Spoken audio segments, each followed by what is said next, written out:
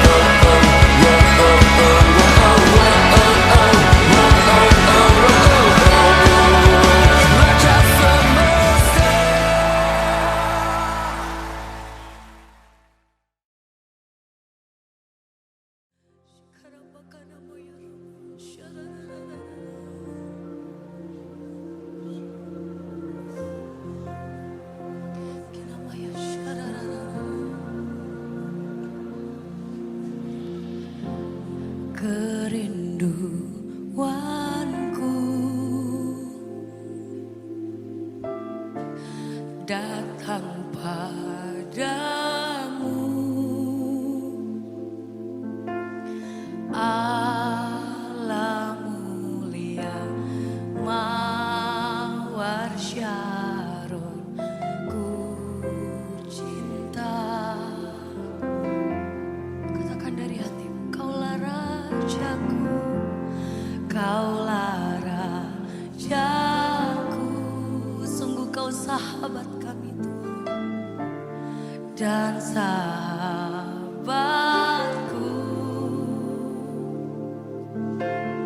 terindah termanis engkau bagiku. Angkat tanganmu, nyanyikan pujian ini bersama. Ku sembah kau, ku sembah kau dalam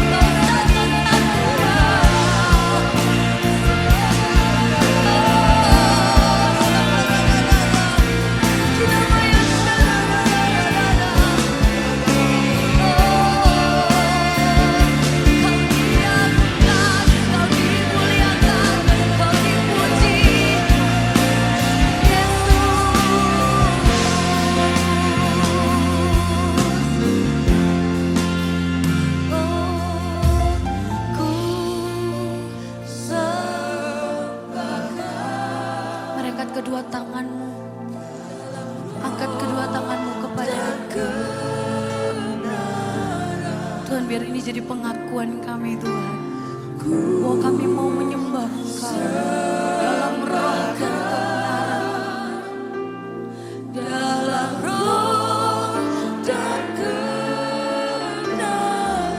Seorang pun jua seperti Kau Yesus. Biar jemaat saja yang nyanyikan pujian ini. Ku sembah Kau, ku sembah Kau. Amin.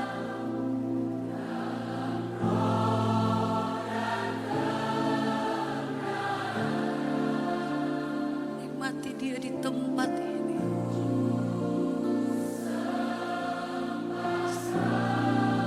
Kami sembah Kau Yesus.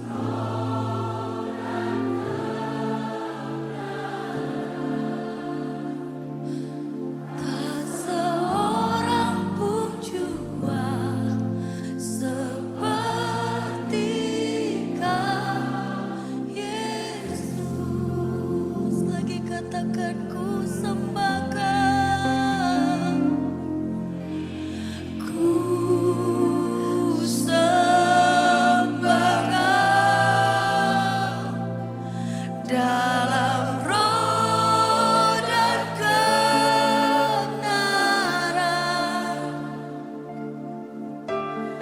Ku sembah Kau dalam roh dan kebenaran.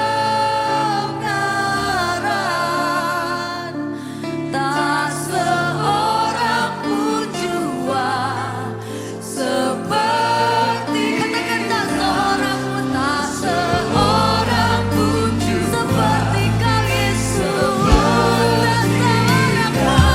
Tak seorang pun jua seperti Kau. Sekali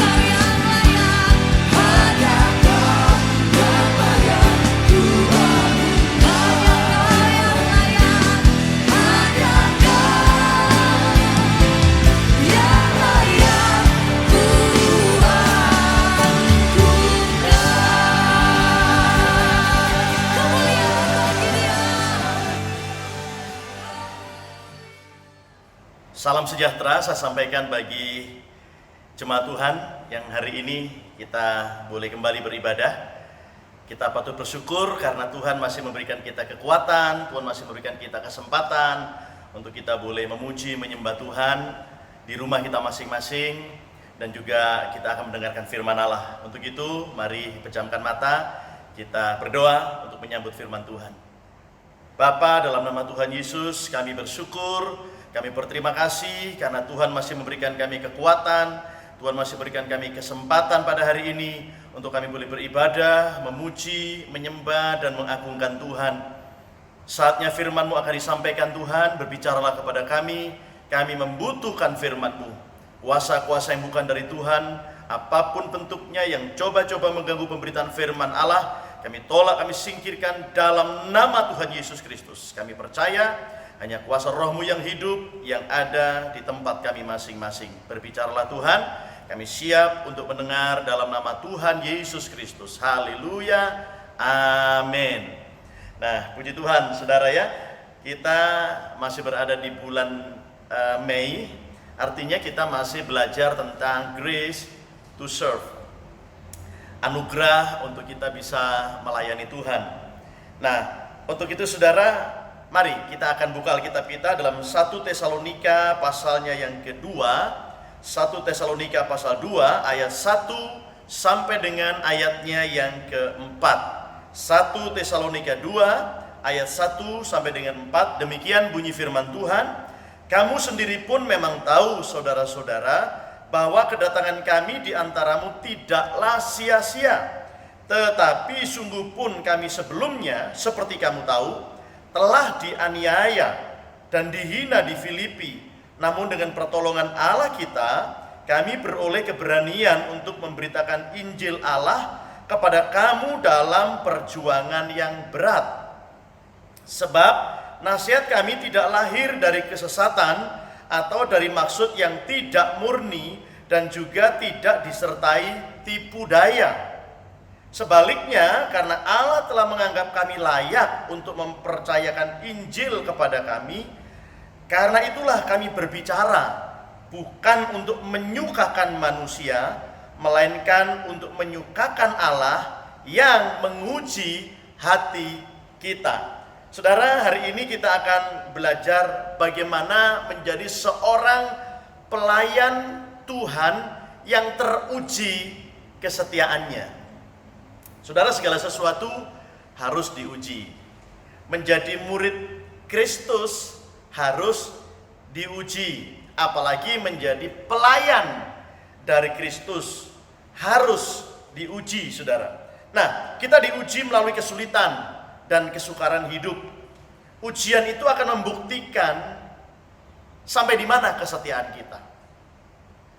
Ujian itu akan membuktikan sejauh mana kesetiaan kita kepada Tuhan. Saudara, nah, untuk bisa menjadi seorang pelayan yang teruji kesetiaannya, kita membutuhkan grace, kita membutuhkan anugerah, kita membutuhkan kasih karunia. Grace to serve, anugerah untuk kita bisa melayani Tuhan. Saudara, kalau kita masih bisa setia sampai hari ini karena kasih karunia Allah yang bekerja dalam hidup kita. Kalau sampai hari ini saya masih bisa berdiri di tempat itu melayani saudara, melayani Tuhan melalui pemberitaan firman Allah ini karena anugerah Tuhan yang bekerja di dalam hidup saya. Bukan karena saya hebat, bukan karena saya pandai, bukan karena saya punya banyak pengalaman. No, bukan itu, saudara. Semuanya ini bisa terjadi kalau sampai hari ini saya masih bisa berdiri melayani Tuhan, ini karena anugerah dari Tuhan.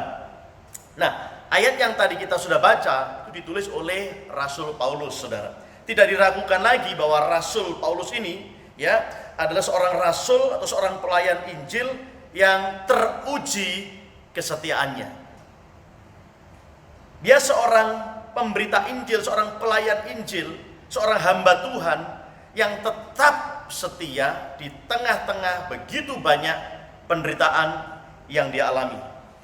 Kalau kita baca di dalam 2 Korintus pasalnya yang ke-11, mari kita buka Alkitab kita ya, 2 Korintus pasal 11, ayatnya yang ke-23 dan seterusnya.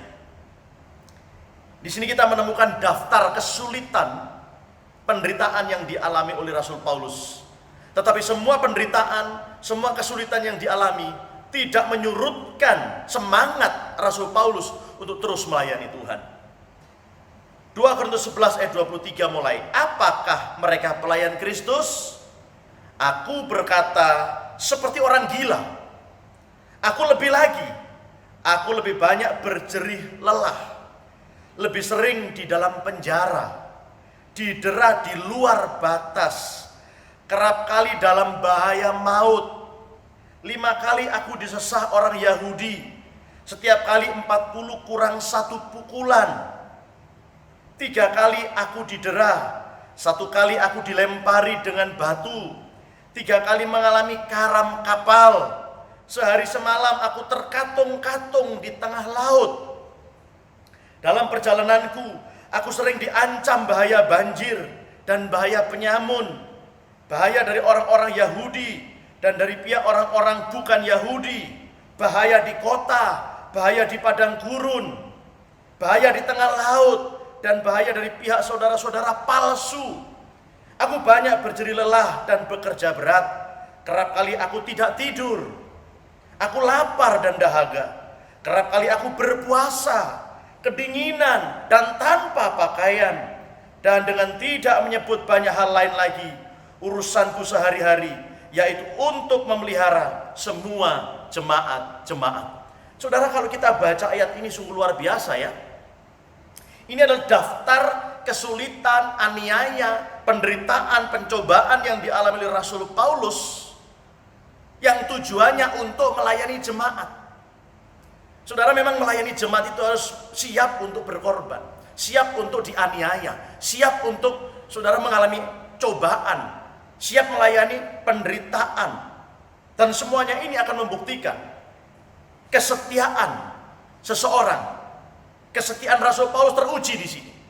Kesetiaan seorang hamba Tuhan, kesetiaan seorang pendeta, seorang gembala akan teruji atau akan diuji pada waktu menghadapi kesukaran atau kesulitan-kesulitan seperti yang dialami oleh Rasul Paulus. Saya bersyukur saya tidak mengalami seperti apa yang dialami oleh Rasul Paulus, sampai karam kapal, berkali-kali dilempari batu, saudara. Nah, tapi luar biasa, di sini kita mendapatkan satu teladan yang baik dari seorang pelayan yang betul-betul teruji kesetiaannya. Waktu saya baca ini, saya katakan, Tuhan, apa yang saya alami belum ada apa-apanya. Apalagi kalau kita bandingkan dengan apa yang dialami oleh Tuhan Yesus, saudara. Penderitaan yang dialami begitu luar biasa, sampai disalibkan, dipaku tangan dan kakinya, ditombak lambungnya, tubuhnya hancur, saudara. Kita bandingkan saja dengan Rasul Paulus, saudara. Apa yang saya alami masih belum apa-apa. Itu sebabnya kita perlu belajar dari Rasul Paulus ini untuk bisa membuktikan kesetiaan kita kepada Tuhan itu butuh ujian. Jadi Paulus ini seorang rasul yang teruji kesetiaannya melalui berbagai macam ujian, cobaan, dan penderitaan yang menurut ukuran manusia sebetulnya tidak ringan. Tapi dalam ayat-ayat yang lain Paulus berkata, penderitaan ringan yang aku alami sekarang ini. Paulus bisa memandang penderitaan yang menurut ukuran manusia sebetulnya berat, dia bisa berkata itu penderitaan yang ringan. Kenapa? Karena dia nggak pikul sendiri, dia pikul bersama-sama dengan Tuhan. Nah, saudara, kesetiaan kita itu akan membawa kita kepada tanggung jawab yang lebih besar. Ya, firman Tuhan berkata apa? Kalau kita setia dalam perkara yang kecil, maka Tuhan akan berikan kita tanggung jawab dalam perkara yang besar. Ya, nah, saudara, apa saja sih ciri seorang pelayan yang teruji kesetiaannya? Saudara, mari kita kembali kepada 1 Tesalonika pasalnya yang kedua tadi. 1 Tesalonika pasalnya yang kedua tadi. Di ayatnya yang pertama dikatakan, kamu sendiri pun memang tahu, saudara-saudara, bahwa kedatangan kami di antaramu tidaklah sia-sia. Saudara, Rasul Paulus ini seorang pelayan Injil yang sejati. Dan seorang pelayan Injil yang sejati itu bisa kelihatan dari kesetiaannya. Nah, ciri seorang pelayan yang teruji kesetiaannya itu yang pertama di sini kita temukan, dia tidak menyia-nyiakan waktu dan kesempatan yang Tuhan berikan.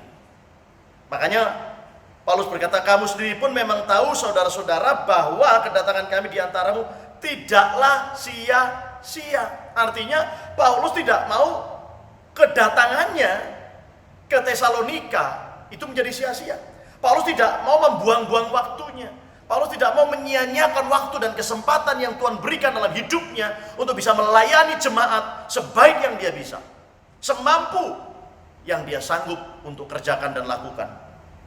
Ya, jadi Paulus itu seorang pelayan Injil yang sejati. Dia selalu memanfaatkan setiap kesempatan untuk memberitakan kebenaran. Dia memanfaatkan setiap waktu, dimanapun dan kapanpun, untuk terus menjadi pelayan Injil yang setia. Apapun tantangan yang harus dihadapi, dimanapun dia harus berada, bahkan di dalam penjara sekalipun, saudara, tidak menghalang-halangi Rasul Paulus untuk terus memberitakan Injil, untuk terus melayani jiwa-jiwa. Mari coba kita lihat ya, Kisah Para Rasul pasalnya yang ke-16, Kisah Rasul 16 ayat 27. Ya, Kisah Rasul pasalnya yang ke-16, saudara.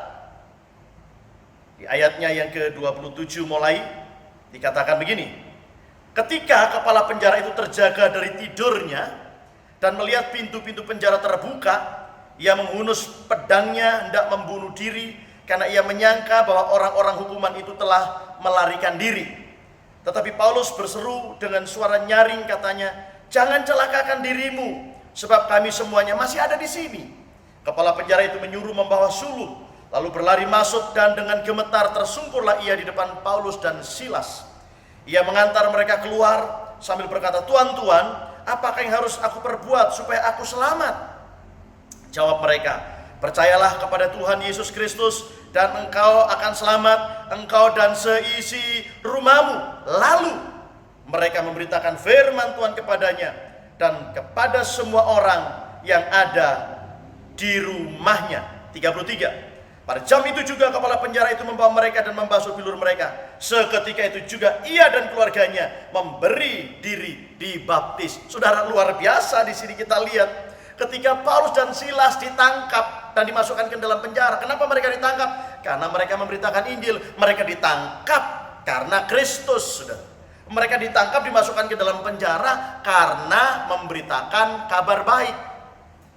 Nah, mungkin orang-orang yang menangkap, tentara-tentara yang menangkap Rasul Paulus dan Silas, mereka berkata, tamat riwayatmu. Kamu tidak bisa lagi memberitakan kabar baik. Kamu tidak bisa lagi memberitakan Yesus. Kamu tidak lagi bisa memberitakan Injil. Tapi dugaan mereka salah, saudara. Ya, justru ketika Paulus berada di dalam penjara bersama dengan Silas, mereka memuji, menyembah Tuhan. Tubuh mereka terpenjara, tapi jiwa mereka, roh mereka tidak terpenjara. Mereka tetap memuji dan menyembah Tuhan. Dan begini, saudara, jangan ada satu keadaan, satu kondisi, satu tempat yang membuat saudara gak bisa memuji, menyembah Tuhan. Mungkin saudara sekarang tidak punya kebebasan seperti Rasul Paulus ada di dalam penjara, gak bebas seperti sebelumnya. Tetapi jiwanya tetap bebas memuji, menyembah Tuhan. Justru ketika mereka memuji, menyembah Tuhan, terjadi gempa bumi yang luar biasa. Sendi-sendi penjara, saudara, koyak, belenggu yang mengikat mereka terlepas. Sampai kemudian kepala penjara ketakutan karena berpikir, wah, semua tahanan pasti sudah melarikan diri. Kepala penjara berniat untuk membunuh diri, saudara. Tetapi di saat-saat kritis ketika kepala penjara mau bunuh diri, Rasul Paulus datang dan berkata, "Jangan celakakan dirimu, sebab kami semuanya masih ada di sini." Paulus punya kesempatan sebetulnya untuk keluar, saudara. Paulus punya kesempatan untuk lari, tinggalkan penjara, karena penjara sudah terbuka. Tapi kesempatan itu nggak dimanfaatkan oleh Rasul Paulus. Kalau dia lari dari penjara, maka kepala penjara, saudara, bisa saja akan mati bunuh diri, dan bersama dengan keluarganya, saudara, mereka kehilangan keselamatan. Tapi Paulus memilih untuk tetap ada di dalam penjara walaupun pintu penjaranya sudah terbuka. Tujuannya apa? Supaya Paulus tetap bisa melayani di dalam penjara itu. Dan itu kesempatan emas bagi Rasul Paulus untuk membuktikan siapa itu Tuhan Yesus. Dan betul, saudara, ketika Paulus berkata, jangan celakakan dirimu, kami semuanya masih ada di sini. Kami tidak lari, kami tidak keluar dari penjara, kami tetap ada di sini. Dan hal itu menyebabkan kepala penjara, saudara, begitu bertanya, Tuhan, apa yang harus aku perbuat supaya aku selamat? Dan Paulus ini seorang penginjil sejati. Ya, ini cara Tuhan untuk membuka pintu bagi Rasul Paulus untuk tetap bisa melayani Tuhan meskipun berada di dalam penjara. Kalau dia nggak masuk ke dalam penjara, kalau dia nggak ditangkap, nggak dimasukkan ke dalam penjara, maka bagaimana dia bisa menyelamatkan kepala penjara dan keluarganya? Jadi segala sesuatu yang terjadi dalam hidup kita itu, saudara, ada maksud Tuhan. Ya, ada maksud Tuhan. Karena justru di dalam penjaralah Rasul Paulus bisa melayani kepala penjara bersama keluarganya dan pada akhirnya mereka diselamatkan. Ya, jadi saudara, jangan sia-siakan waktu dan kesempatan yang Tuhan berikan kepada kita. Sekarang di saat pandemi COVID-19 ini, sebetulnya kita punya banyak kesempatan, kita punya banyak waktu, saudara, karena anjuran untuk stay at home, sehingga kita punya begitu banyak waktu, kita lebih banyak di rumah, kita tidak kemana-mana.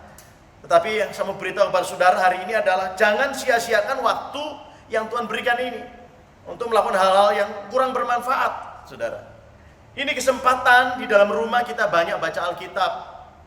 Kita ini kesempatan bersama dengan keluarga kita, saudara, kita membangun mezbah keluarga, membangun mezbah di dalam rumah kita. Anda sebagai kepala keluarga bersama istri dan anak-anak setiap hari ajak mereka ya di dalam hadirat Tuhan, duduk bersama, merenungkan firman Tuhan. Tuh, Pak Pendeta, apa nggak boleh main game? Boleh, ya. Apalagi dalam kondisi seperti sekarang ini tentu mungkin kita akan jenuh, bosan, saudara ya, karena di rumah terus. Kalau mau main game silakan, ya. Tetapi jangan hanya main game terus seharian, ya. Alangkah baiknya juga saudara bisa ajak keluarga main sama-sama, sehingga selalu ada kebersamaan di dalam rumah kita. Kita baca Alkitab sama-sama, kita berdoa sama-sama, main game juga sama-sama, saudara. Jadi manfaatkan waktu dan kesempatan yang Tuhan berikan ini sebaik-baiknya. Memang saudara, pandemi COVID-19 ini memaksa kita untuk saat ini kita ya mau nggak mau kita harus lebih banyak berdiam di rumah untuk menjaga supaya kita bersama keluarga kita tetap aman, ya, tidak tertular dengan COVID-19. Tapi justru di dalam rumah itulah kita punya banyak kesempatan, saudara, untuk kita bisa melayani keluarga kita. Ya, kita saling melayani di dalam rumah dan keluarga kita. Ya, mungkin selama ini kita terlalu sibuk, suami terlalu sibuk bekerja, istri juga terlalu sibuk dengan urusan ini itu, sehingga kemudian kurang interaksi dengan keluarga, kurang interaksi dengan anak-anak. Bahkan suami istri pun mungkin kurang berinteraksi. Inilah kesempatan yang baik, saudara, di saat-saat pemerintah masih menerapkan social distancing, kita masih diminta untuk tetap tinggal di rumah. Ini kesempatan bagi kita. Mari kita pergunakan sebaik-baiknya. Kita pergunakan waktu yang Tuhan berikan ini dengan bijaksana. Nah, makanya 1 Petrus pasalnya yang keempat ayat 2 dan 3 berkata begini, supaya waktu yang sisa jangan kamu pergunakan menurut keinginan manusia, tetapi menurut kehendak Allah. Sebab telah cukup banyak waktu kamu pergunakan untuk melakukan kehendak orang-orang yang tidak mengenal Allah. Kamu telah hidup dalam rupa-rupa hawa nafsu, keinginan, kemabukan, pesta pora, perjamuan minum, dan penyembahan berhala yang terlarang. Mungkin selama ini, saudara, ada begitu banyak waktu yang kita buang percuma. Kita melakukan hal-hal yang kurang bermanfaat untuk hidup kita, kurang bermanfaat untuk keluarga kita, kurang bermanfaat bahkan untuk pekerjaan kita, untuk pelayanan kita. Mari kita pergunakan waktu dan kesempatan yang sekarang Tuhan berikan ini dengan lebih bijaksana. Ya, waktu yang sisa ini jangan lagi kita pergunakan menurut keinginan kita sendiri, tapi mari kita pergunakan untuk menuruti kehendak Allah, yaitu melayani Tuhan. Di rumah kita masih bisa melayani Tuhan. Kita masih bisa melayani orang-orang yang ada di sekeliling kita, keluarga kita, tetangga kiri kanan kita. Kita bisa melayani dengan saudara, dengan doa-doa kita. Kita bisa melayani dengan apa yang ada pada kita. Kalau kita melihat orang berkekurangan dan kita memiliki lebih, kita bisa melayani mereka melalui harta kekayaan kita. Kita bisa membantu orang-orang yang berkekurangan di hari-hari di mana pandemi Covid membuat begitu banyak orang mengalami kesulitan dan kesukaran di dalam hidup mereka. Nah, yang kedua, saudara, ya, mari kita kembali ke 1 Tesalonika pasal 2, ayatnya yang kedua. Yang pertama tadi, ciri dari seorang pelayan yang teruji kesetiaannya adalah tidak menyia-nyiakan waktu dan kesempatan yang Tuhan berikan. Yang kedua, saudara, di dalam ayatnya yang kedua dikatakan begini, tetapi sungguh pun kami sebelumnya seperti kamu tahu telah dianiaya dan dihina di Filipi, namun dengan pertolongan Allah kita, kami beroleh keberanian untuk memberitakan Injil Allah kepada kamu dalam perjuangan yang berat.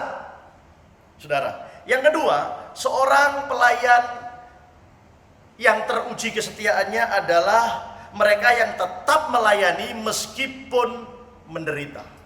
Ya, tetap melayani meskipun menderita. Yang pertama, tidak menyia-nyiakan kesempatan waktu yang Tuhan berikan. Yang kedua, tetap melayani meskipun menderita. Saudara, aniaya, cobaan dan penderitaan yang berat tidak mematikan semangat Paulus untuk melayani Tuhan, untuk melayani jiwa-jiwa. Meskipun dia dianiaya, meskipun dia dimasukkan ke dalam penjara, meskipun dia dilempari dengan batu, meskipun berkali-kali karam kapal, meskipun kelaparan, saudara, mungkin persediaan makanannya sudah habis, tetapi semua itu tidak menyurutkan semangat Rasul Paulus, tidak mengendorkan semangat Rasul Paulus untuk terus melayani Tuhan. Saudara, saya sadar hari-hari ini tentu semua kita mengalami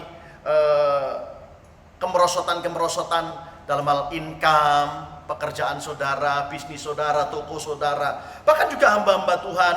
Saudara, engkau juga hari-hari ini diizinkan oleh Tuhan, mungkin engkau sedang mengalami kekurangan, tapi percayalah, Tuhan akan tetap memelihara saudara, seperti Tuhan memelihara Rasul Paulus. Kekurangan yang kau hadapi, yang kau alami hari-hari ini, jangan mengendorkan semangat saudara, jangan menyurutkan semangat saudara untuk terus melayani Tuhan.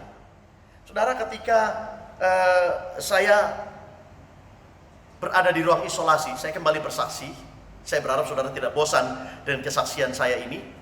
Ketika saya berada di ruang isolasi, ya, karena saya menjadi pasien COVID-19, ya, yang positif terinfeksi virus corona, dan ketika saya sudah mulai mengalami pemulihan, di minggu kedua saya sudah mulai mengalami pemulihan dari Tuhan. Apa yang saya lakukan, saudara?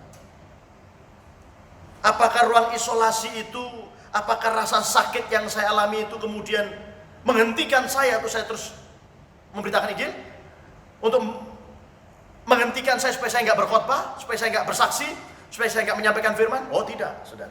Ya, saya punya tekad dalam hati. Selama masih bisa keluar suara dari mulut saya akan terus memberitakan Injil. Sehingga yang saya lakukan di ruang isolasi rumah sakit itu, dalam kondisi saya belum pulih total, ya, belum sembuh betul, baru awal kesembuhan, saya sadar tanggung jawab saya sebagai seorang gembala.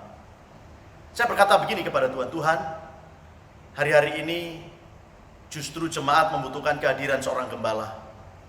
Hari-hari ini begitu banyak jemaat yang mengalami masa-masa sulit. Tapi justru ketika mereka membutuhkan kehadiran seorang gembala, gembalanya berada di dalam ruang isolasi. Tapi ruang isolasi ini saya tidak mau ini menghambat saya, menghalangi saya untuk saya melakukan tanggung jawab saya sebagai seorang gembala. Sehingga apa yang saya lakukan?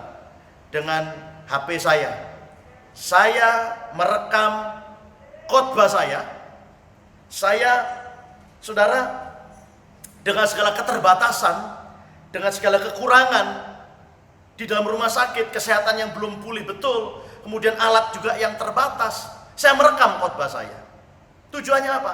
Supaya saya masih bisa melayani jemaat, supaya saya masih bisa menyampaikan firman dan kesaksian, sehingga jemaat yang mendengarkan mereka dikuatkan. Melalui firman Allah yang saya sampaikan, saya berusaha untuk menenangkan jemaat. Saya tahu, ya saya merasakan ya tidak sedikit jemaat yang gelisah, yang takut, yang cemas, saudara. Dan saat-saat itulah domba-domba itu membutuhkan suara dari gembala. Dan saya berusaha dengan pertolongan Tuhan untuk menenangkan jemaat di dalam ruang isolasi itu dengan segala keterbatasan dan kekurangan. Saya berusaha untuk merekam khotbah saya dan saya kirimkan, saudara, kepada anak saya untuk diedit dan kemudian disiarkan dalam ibadah online. Ya, jadi saudara, kita tetap melayani Tuhan meskipun kita sedang menderita. Di rumah sakit itu, selain saya, saudara, merekam khotbah saya, Tuhan juga gerakkan saya untuk melayani jiwa-jiwa.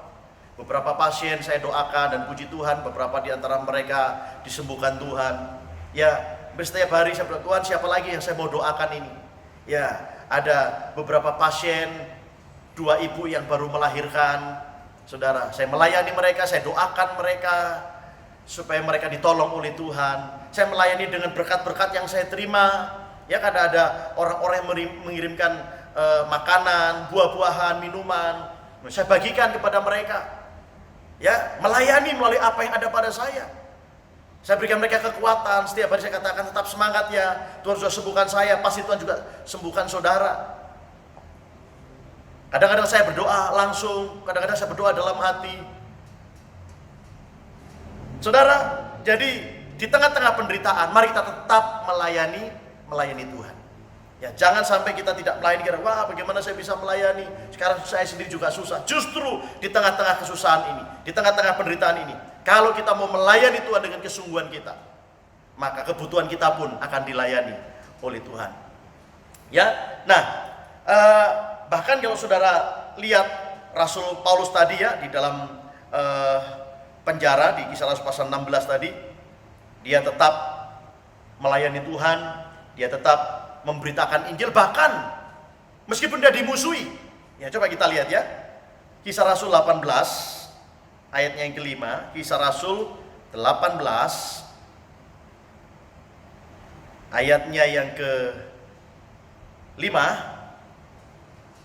mulai dikatakan begini, atau kita baca mulai ayatnya yang ke-4. Dan setiap hari Sabat Paulus berbicara dalam rumah ibadat dan berusaha meyakinkan orang-orang Yahudi dan orang-orang Yunani. Ketika Silas dan Timotius datang dari Makedonia, Paulus dengan sepenuhnya dapat memberitakan firman, di mana ia memberi kesaksian kepada orang-orang Yahudi bahwa Yesus adalah Mesias. Tetapi ketika orang-orang itu memusuhi dia dan menghujat, ia mengebaskan debu dari pakaiannya dan berkata kepada mereka, biarlah darahmu tertumpah ke atas kepalamu sendiri. Aku bersih, tidak bersalah. Mulai dari sekarang aku akan pergi kepada bangsa-bangsa lain. Maka keluarlah ia dari situ, lalu datang ke rumah seorang bernama Titius Justus yang beribadah kepada Allah dan yang rumahnya berdampingan dengan rumah ibadat. Tetapi Krispus, kepala rumah ibadat itu, menjadi percaya kepada Tuhan bersama-sama dengan seisi rumahnya, dan banyak dari orang-orang Korintus yang mendengarkan pemberitaan Paulus menjadi percaya dan memberi diri mereka dibaptis. Pada suatu malam berfirmanlah Tuhan kepada Paulus di dalam suatu penglihatan, jangan takut, teruslah memberitakan firman dan jangan diam, sebab aku menyertai engkau dan tidak ada seorang pun yang akan menjamah dan menganiaya engkau, sebab banyak umatku di kota ini. Saudara, Paulus menghadapi aniaya, dimusuhi oleh orang-orang di Korintus, tetapi itu tidak menyurutkan semangat Paulus untuk terus memberitakan Injil. Bahkan Tuhan datang kepada Paulus secara khusus dan Tuhan berkata, jangan berhenti memberitakan Injil, jangan takut, terus beritakan Injil, supaya lebih banyak lagi orang-orang di kota ini yang diselamatkan. Saudara, penderitaan bagi seorang pelayan Injil yang teruji kesetiaannya, penderitaan itu tidak menyurutkan semangatnya untuk terus melayani Tuhan. kesukaran, kesulitan, kekurangan, bahkan dimusuhi sekalipun, tidak membuat seorang pelayan Injil yang teruji kesetiaannya berhenti memberitakan Injil. Tidak. Ya, terus memberitakan Injil. Apapun yang sedang dihadapi, apapun yang sedang dialami. Nah, yang ketiga, saudara, ya, yang ketiga, seorang pelayan Injil yang sejati, yang teruji kesetiaannya, saya temukan di dalam 1 Tesalonika pasal 2 ayatnya yang ketiga. 1 Tesalonika 2 ayatnya yang ketiga. Sebab nasihat kami tidak lahir dari kesesatan atau dari maksud yang tidak murni, dan juga tidak disertai tipu daya. Yang ketiga, saudara, seorang pelayan Injil yang teruji kesetiaannya, cirinya apa? Motivasinya murni. Sebab nasihat kami tidak lahir dari kesesatan atau dari maksud yang tidak murni. Jadi hatinya Rasul Paulus itu murni, saudara. Nah, ini perlu kita teladani. Kalau kita mau menjadi seorang pelayan Injil yang teruji kesetiaannya, motivasi kita harus murni. Kita melayani bukan karena mau dipuji orang. Kalau motivasi kita nggak murni, hanya cari pujian manusia, pada waktu orang memuji kita, kita semangat melayani. Tapi pada waktu orang tidak memuji kita, pada waktu orang memfitnah kita, pada waktu orang menolak kita, pada waktu orang menuduh kita, ya maka saudara, kita bisa berhenti melayani. Kita bisa kecewa. Kenapa? Karena motivasi kita melayani cari pujian manusia. Kalau dipuji ya kita semangat melayani. Tapi kalau nggak dipuji, kalau malah disalahkan, kalau malah dituduh, kalau malah difitnah, apakah masih tetap mau melayani? Tentu saja tidak akan melayani. Kenapa? Motivasinya cari pujian manusia. Paulus ini motivasinya murni. Meskipun ditolak di Korintus, meskipun dimusuhi di Korintus, tetap dia melayani jemaat Korintus. Ya, jadi saudara, ini penting sekali. Kalau kita mau teruji kesetiaan kita, mesti punya motivasi yang murni. Kalau motivasi kita melayani tidak murni, maka kita ketika berhadapan dengan ujian demi ujian, maka kita akan gugur. Ya, kita tidak akan bisa teruji sebagai seorang pelayan. Ya, nah, jadi motivasi Paulus melayani itu murni, bukan untuk kepentingan pribadi. Ya, bukan untuk kepentingan dirinya sendiri. Bukan untuk, ya, dalam ayat yang lain, bukan karena loba atau karena serakah. Dia melayani bukan karena duit, bukan karena persembahan. Dia melayani bukan karena perpuluhan, saudara. Dia melayani bukan untuk cari keuntungan. So, kalau kita melayani untuk cari keuntungan, kalau kita nggak untung, kita akan berhenti. Udah, kita tutup saja pelayanan ini. Kenapa? Nggak untung. Motivasinya, saudara, ya. Kalau motivasi kita melayani karena mau dipuji, kalau nggak dipuji ya kita berhenti melayani. Kalau motivasinya karena duit, nggak dapat duit, kita nggak melayani. Ya, kalau motivasinya saudara untuk kepentingan pribadi dan kemudian kita nggak menguntungkan secara pribadi, maka kita bisa berhenti melayani. Tapi kalau pelayanan kita betul-betul dengan motivasi yang murni, mau dipuji atau tidak dipuji, kita tetap melayani Tuhan. Ada persembahan atau tidak ada persembahan, tetap melayani Tuhan, saudara. Ya. Nah, justru saudara, saat ini seorang hamba Tuhan, seorang gembala itu akan diuji motivasinya. Apakah masih mau sungguh-sungguh melayani Tuhan? Masih rela dan tulus memberikan makanan rohani kepada domba-domba walaupun hanya melalui online? Ya. Jujur saja, kalau saya seorang hamba Tuhan ngomong belak-belakan, ya. Dalam ibadah online sekarang ini tentu saja, saudara, kalau kita bicara belak-belakan, income pasti berkurang kan? Ya. Nah, kalau kita melayani hanya karena itu, maka kita akan berhenti melayani. Saya mendidik diri saya dari dulu supaya memiliki motivasi yang murni. Bukan hanya ajarannya yang murni, tapi motivasinya juga harus murni, saudara. Ada orang yang mengagung-agungkan pengajaranku yang paling murni. Kamu sudah nggak murni, kamu sudah tercemar. Ya, pengajaranku yang paling benar, paling baik, paling murni.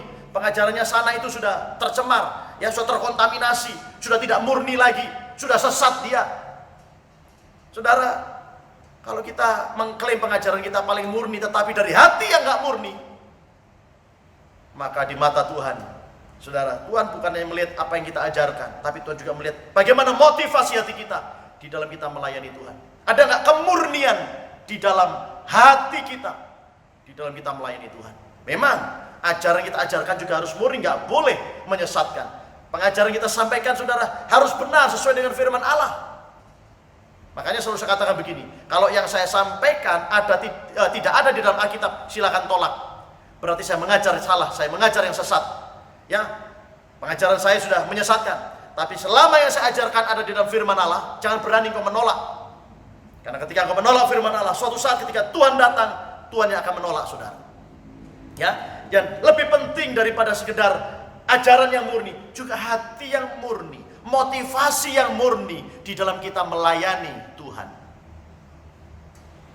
Ya, saudara, ingat, pelayanan kita akan diuji oleh Tuhan. Akan diuji oleh Tuhan. Kita bangun dengan apa pelayanan kita itu? Bahannya apa? Emas yang murni? Atau kayu, rumput kering, jerami? Saudara, kalau kita melayani bahannya kayu, sifat kemanusiaan kita melayani dengan emosi. Ya, bukan dari api Roh Kudus, tapi dari api amarah. Memberitakan Injil bukan karena api Roh Kudus, tapi api emosi, api amarah. Itu sifat kemanusiaan itu seperti kayu. Kayu ketika masuk api, saudara, jadi apa? Jadi arang. Jadi setiap kita, pelayanan kita itu akan diuji. Suatu saat ada orang datang kepada saya, dia ceritakan tentang pendeta ini, pendeta itu. Saya katakan, bro, ya, ingat ya, semua pekerjaan kita nanti akan diuji oleh Tuhan. Termasuk pekerjaan saya juga akan diuji oleh Tuhan. Pekerjaan bro juga akan diuji oleh Tuhan. Pekerjaan mereka juga akan diuji oleh Tuhan.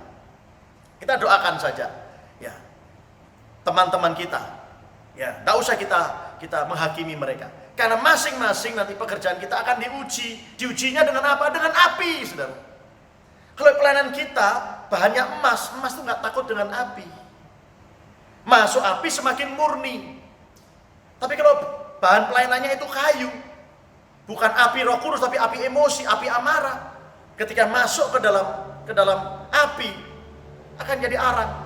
Apalagi rumput kering, bahannya rumput, ya, itu menggambarkan nama seseorang.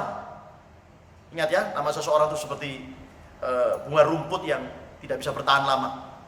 Rumput ini masuk ke dalam api, saudara, jadi apa? Jadi abu. Jadi kalau kita melayani karena merasa kita punya nama besar, pendeta besar, ya, hamba Tuhan besar, maka itu seperti kita melayani dengan bahan rumput kering. Ketika masuk ke dalam api, saudara, itu akan jadi abu atau jerami. Ya, jerami itu menggambarkan mewakili kepentingan perut. Kalau kita melayani hanya untuk kepentingan perut, kita melayani hanya karena duit, hanya harta, karena amplop, karena persembahan, maka pelayanan kita itu, saudara, rawan. Kenapa? Karena jerami ini masuk ke dalam api jadi apa? Jadi debu, saudara. Habis. Ya, makanya semua pelayanan kita itu akan diuji oleh Tuhan. Dengan api ujiannya, api penderitaan, api persoalan, api masalah. Itu akan menguji pelayanan kita. Tapi biarlah, saudara, setiap kita menjadi pelayan-pelayan Tuhan yang teruji kesetiaannya. Ya. Nah, supaya kesetiaan kita teruji, kita mesti memiliki motivasi yang murni. Kita melayani untuk menyenangkan hati Tuhan, bukan menyenangkan hati manusia. Ya, kita melayani supaya lebih banyak lagi jiwa-jiwa yang diselamatkan. Bukan hanya sekedar memenuhi bangku gereja, bukan hanya sekedar menambah jumlah persembahan, jumlah perpuluhan. No, saudara, seorang hamba Tuhan akan hidup, akan dipelihara oleh Tuhan, asalkan motivasinya dijaga, motivasinya murni. Jadi lewat api penderitaan, saudara, itu akan mengetahui keaslian kita. Kita bangun dengan apa pelayanan kita? Kayu, rumput kering, jerami, atau emas permata yang menggambarkan sifat-sifat ilahi.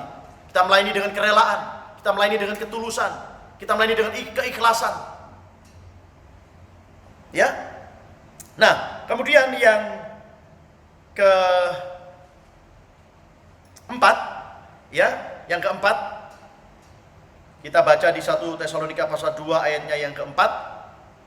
Jadi kita sudah mendapatkan 3 ciri dari seorang pelayan yang teruji kesetiaannya. Yang pertama, tidak menyia-nyiakan waktu dan kesempatan yang Tuhan berikan. Yang kedua, seorang pelayan yang teruji kesetiaannya tetap melayani meskipun menderita, ya, meskipun mengalami banyak ujian dan cobaan. Dan yang ketiga, seorang pelayan yang teruji kesetiaannya adalah seorang pelayan yang motivasinya murni, bukan untuk kepentingan pribadi, bukan karena mau pujian manusia. Saudara, justru di tengah-tengah api ujian dan penderitaan itu, di sanalah akan keluar keaslian kita. Karena keaslian seorang hamba Tuhan, keaslian pendeta Sugeng nggak kelihatan sekarang pada waktu khotbah. Keaslian saya kelihatan pada waktu dalam kehidupan saya sehari-hari. Ketika saya menghadapi tekanan, ketika saya menghadapi persoalan, ketika saya menghadapi sakit penyakit, ketika saya kekurangan, ketika saya menghadapi fitnah, tuduhan. Saudara, semuanya itu justru akan memunculkan keaslian saya. Respon saya, reaksi saya ketika saya menghadapi api ujian itu menunjukkan siapa diri saya yang sesungguhnya. Apakah saya membangun pelayanan saya dengan dasar kayu, rumput kering, jerami tadi, atau saya membangun pelayanan saya di atas dasar emas ataupun permata. Ya, ujian itu justru untuk melatih iman dan pengharapan serta kasih kita kepada Tuhan. Saya justru bersyukur lewat ujian-ujian, masa-masa sulit yang Tuhan izinkan saya bersama keluarga alami. Justru itu melatih iman saya, melatih pengharapan saya, dan melatih kasih saya kepada Tuhan. Dan terlebih dari itu untuk memurnikan kehidupan saya bersama dengan keluarga, membersihkan kehidupan saya bersama dengan keluarga, mengeluarkan saudara semua yang kotor dari kehidupan saya, membersihkan virus-virus. Ya, kalau tubuh saya dibersihkan dari virus corona, COVID-19, tapi hati dan pikiran saya dibersihkan juga dari virus-virus yang lain. Virus-virus juga yang tidak kalah jahatnya, yang juga bisa merusak kehidupan saya. Virus itu bisa ada dalam hati dan pikiran kita, ya, dalam bentuk sakit hati, kepahitan, saudara, kesombongan, ketamakan, dan lain sebagainya. Dan yang keempat, yang terakhir, saudara, ya, 1 Tesalonika 2 ayat keempat dikatakan, sebaliknya karena Allah telah menganggap kami layak untuk mempercayakan Injil kepada kami, karena itulah kami berbicara, bukan untuk menyukakan manusia, melainkan untuk menyukakan Allah yang menguji hati kita. Jadi pada waktu kita menghadapi ujian itu, saudara, siapa yang kita mau senangkan? Ciri yang keempat, seorang pelayan yang teruji kesetiaannya adalah semua yang dilakukan tujuannya satu, untuk menyenangkan hatinya Tuhan. Apa yang kita lakukan hari-hari ini? Untuk siapa? Anda melayani, Anda berkorban, Anda memberi untuk siapa? Untuk menyenangkan hati manusia? Atau kita untuk menyenangkan hati Tuhan? Biarlah di kesempatan yang baik pada hari ini, saudara, saya ingatkan sekali lagi bahwa setiap orang pasti diuji, menjadi murid pasti diuji, menjadi hamba Tuhan pasti diuji, ya, menjadi pelayan pasti diuji, menjadi gembala pasti diuji. Dan apapun situasi dan keadaan pada hari ini, mari kita terus menyenangkan hati Tuhan melalui hidup kita, melalui pelayanan kita. Pada waktu kita memberi kepada orang yang berkekurangan, biarlah Tuhan disenangkan. Kenapa? Alkitab berkata, pada waktu engkau memberikan makan kepada orang yang lapar, sesungguhnya engkau sedang lakukan untuk siapa? Untuk Tuhan. Ya, untuk Tuhan. Jadi jangan kita memberi dengan terpaksa. Karena ketika engkau memberi dengan terpaksa, sudah memberi dengan berat hati, maka tentu itu tidak menyenangkan hati Tuhan. Apakah, saya tanya saudara, ya, kalau saudara diberikan sesuatu oleh seseorang, dan orang yang memberi itu dengan berat hati, kira-kira saudara enak menerima? Tentu tidak. Kira-kira saudara senang menerima pemberian dari orang yang saudara tahu sebetulnya dia nggak mau beri, terpaksa dia memberi, ya, terpaksa. Saudara mungkin dengar, sebetulnya saya tidak mau kasih sama dia, ya, tapi ya apa boleh buat, terpaksa saya kasih. Ketika saudara dengar itu, kira-kira saudara senang terima? Bisa-bisa saudara akan kembali, sudah tidak apa-apa, udah kasih orang lain saja.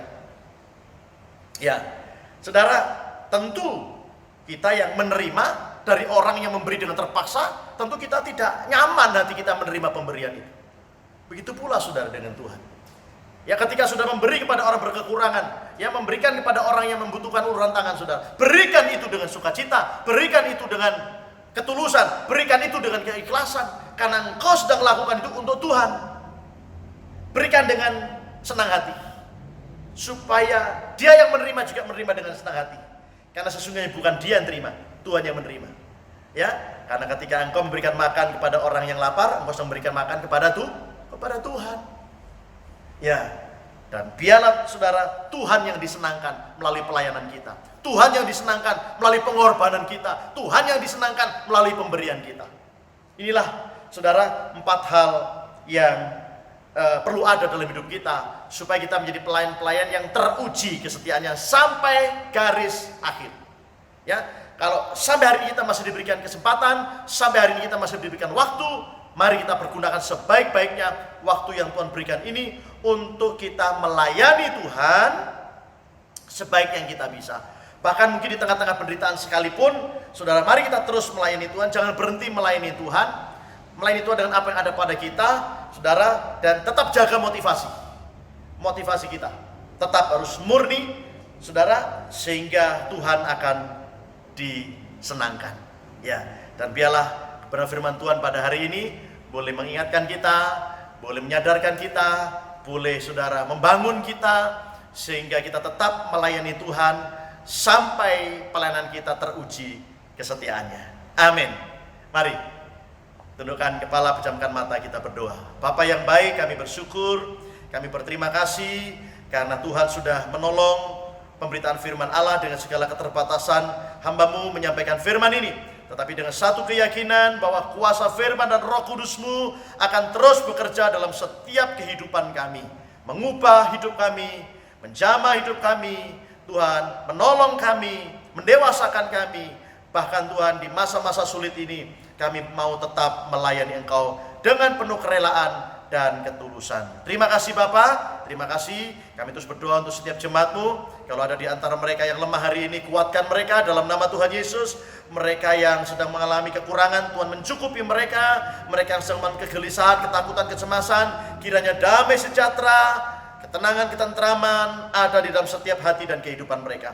Berkati keluarga-keluarga mereka masing-masing di dalam nama Tuhan Yesus Kristus. Tuhan, kami terus berdoa, biarlah di masa-masa pandemi COVID-19 ini Engkau tetap memberikan kami penjagaan dan perlindungan-Mu, sehingga kemanapun kami pergi, kalau kami harus keluar, Tuhan tetap jaga dan lindungi kami di dalam nama Tuhan Yesus Kristus. Terima kasih. Kami juga terus berdoa untuk pemerintah, kiranya Tuhan berikan hikmat sehingga boleh Tuhan mengendalikan penyebaran dari COVID-19 ini, sehingga saatnya nanti boleh berhenti dan kami semuanya boleh beraktivitas kembali dengan baik dan normal kembali. Terima kasih Bapak, terima kasih. Di doa dan ucapan syukur kami di dalam nama Tuhan Yesus Kristus. Haleluya. Amin. Puji Tuhan. Nah, mari sekarang saatnya kita akan mengakhiri ibadah kita. Saya undang kita semuanya bangkit berdiri. Mari ajak keluarga saudara untuk berdiri. Ya, walaupun di rumah kita, tetapi mari kita belajar terus menghargai dan menghormati Tuhan. Di akhir ibadah ini kita akan terus menyerahkan kehidupan kita, keluarga kita masing-masing, bahkan pemerintah kita. Juga kita berdoa untuk tim medis yang hari-hari ini banyak berkorban untuk menangani pasien-pasien PDP, saudara ya. Dan kalau ada di antara jemaat yang hari ini memberikan korban persembahan, Tuhan berkati persembahan saudara, baik persembahan persepuluhan, persembahan pembangunan, atau persembahan apapun yang saudara persembahkan, Tuhan memberkati. Mari kita berdoa. Bapa, dalam nama Tuhan Yesus, kami sudah memuji menyembah Tuhan, biarlah pujian penyembahan kami menyenangkan hati-Mu. Kami sudah mendengarkan firman-Mu, biarlah firman-Mu terus meneguhkan, menguatkan hidup kami, mendewasakan kami di masa-masa sulit ini di dalam nama Tuhan Yesus Kristus. Persembahan kami sudah berikan, kiranya Tuhan buka tingkap-tingkap di langit dan curahkan berkat-Mu dengan limpah dalam nama Tuhan Yesus Kristus. Terima kasih Bapa. Sekali lagi sebelum kami mengakhiri ibadah ini, kami menyerahkan pemerintah ke dalam tangan-Mu, secara khusus Satgas Penanggulangan Tuhan COVID-19 ini, berikanlah mereka hikmat di dalam nama Tuhan Yesus, sehingga penyebaran Tuhan virus corona ini bisa terkendali dengan baik di dalam nama Tuhan Yesus. Terima kasih Bapak, terima kasih seluruh para medis, tim medis yang menangani pasien-pasien PDP. Tuhan jaga lindungi mereka sehingga mereka tidak terpapar dalam nama Tuhan Yesus. Berikan mereka kesehatan dan kekuatan, keluarga-keluarga mereka Tuhan jaga dan lindungi. Terima kasih Bapak, terima kasih kepada Tuhan mereka yang masih dirawat di rumah sakit. Kami berdoa berikanlah mereka kesabaran Tuhan untuk mendapatkan hasil negatif 2 kali sampai mereka bisa pulang ke rumah. Dan mereka yang dalam keadaan kesakitan, Tuhan nyatakan kuasa-Mu dan mujizat-Mu dalam hidup mereka seperti Kau sudah nyatakan dalam kehidupan hamba-Mu ini, di dalam nama Tuhan Yesus Kristus. Terima kasih, ini doa dan ucapan syukur kami. Bapa, kami menyerahkan kota kami Manado dalam tangan-Mu, bangsa kami Indonesia dalam tangan-Mu.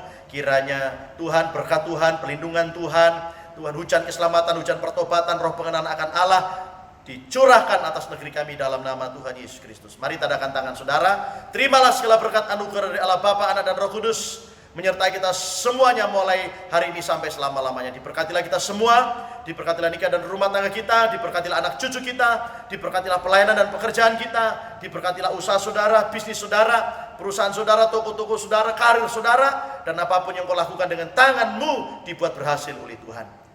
Dan jadilah berkat, jadilah jawaban mulai saat ini sampai Tuhan Yesus datang menjemput kita dalam nama Tuhan Yesus Kristus. Haleluya. Amin. Puji Tuhan, Tuhan berkati kita semuanya. Sampai berjumpa lagi dalam ibadah selanjutnya. Shalom. Kami datang ke hadirat-Mu, membawa kerinduan untuk melihat kemuliaan-Mu dinyatakan atas Indonesia. Satu hati menyembah-Mu, pribadi yang teguh. Satu hati meninggikan-Mu, Kau Allah yang hidup. Datang kerajaan-Mu, jadilah kehendak-Mu, nyatakan kemuliaan-Mu di bumi seperti di surga.